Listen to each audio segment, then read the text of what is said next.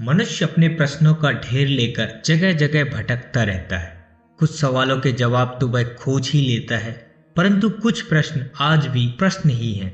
ज्ञानी लोग बताते तो हैं कि इन सवालों के जवाब उसे मिल भी जाएं तो वह उसे समझ पाने में समर्थ नहीं होता। अज्ञानता का कोहरा अब भी इंसान की आंखों पर है।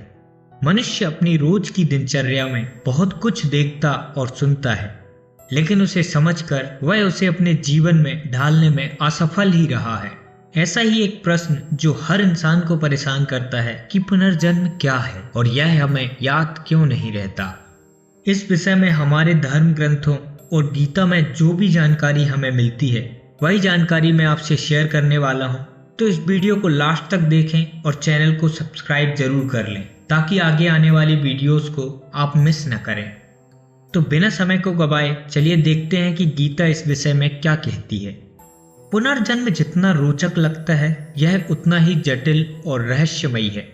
अगर किन्हीं व्यक्तियों से पूछा जाए कि उन्हें अपना पिछला जन्म याद है तो ज्यादातर उत्तर नहीं में मिलेंगे, या यूं कहें कि सभी उत्तर नहीं में ही मिलेंगे।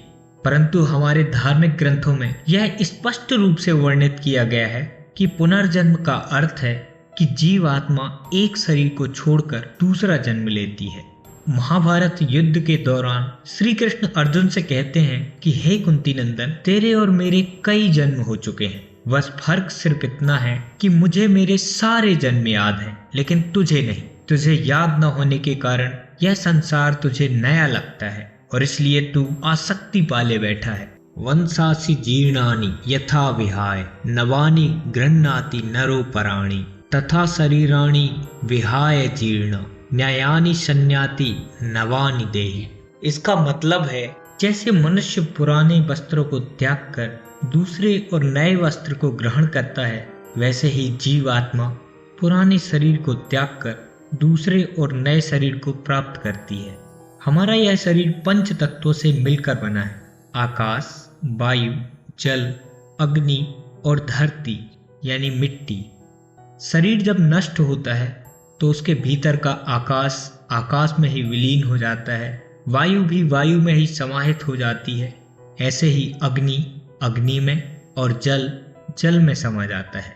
अंत में बच जाती है राख जो धरती का हिस्सा है, और इसके बाद जो कुछ भी बचता है वह केवल आत्मा है। आत्मा कभी भी नहीं मरती। सनातन धर्म के अनुसार इंसान का मूल स्वरूप केवल आत्मा है।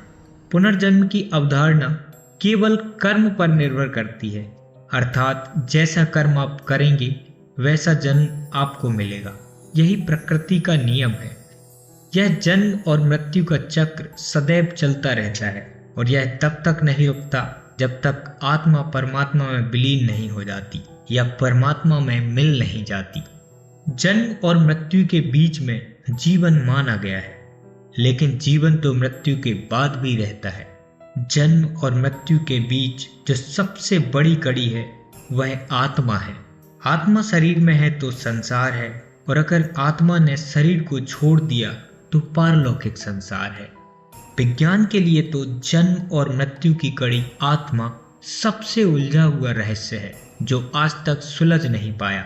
आत्मा से जब इसका शरीर छूट जाता है या इसका शरीर जलकर नष्ट हो जाता है, तब भी उसके पास दो चीजें बच जाती हैं, जिसे मन और सूक्ष्म शरीर कहते हैं। शरीर तो भौतिक जगत का हिस्सा है, परंतु मन अभौतिक। यहाँ मन आत्मा के साथ आकाश रूप में विद्यमान रहता है। इस मन में उसकी बुद्धि, सभी यादें और अनुभव सुरक्षित रहते हैं। मृत्यु के बाद आत्मा सूक्ष्म शरीर में रहकर अगला जन्म मिलने तक प्रतीक्षा करती रहती है। इस प्रतीक्षा में कुछ आत्मा भूत बनकर भटकती रहती हैं, तो कुछ गहरी निद्रा में रहती हैं, कुछ पितृलोक चली जाती हैं तो कुछ देवलोक। लेकिन सभी को सही समय पर धरती पर किसी जीव जंतु, पशु पक्षी या मनुष्य की योनि में लौटना ही पड़ता है। जिसके जैसे कर्म और विचार होते हैं वैसा ही जन्म उसे मिलता है। जन्म, मृत्यु और फिर जन्म, यह चक्र तब तक चलता रहता है जब तक आत्मा मोक्ष न प्राप्त कर ले। कर्म और पुनर्जन्म एक दूसरे से जुड़े हैं। कर्मों के फल को भोगने के लिए पुनर्जन्म होता है और फिर पुनर्जन्म के कारण फिर से नए कर्म करने का मौका मिलता है। आपको यह भी समझना चाहिए कि आत्मा मृत्यु के तुरंत बाद नया जन्म नहीं लेती। कुछ समय के बाद जब स्थिति प्रकृति के अनुसार अनुकूल होती है तभी आत्मा नया शरीर धारण करती है।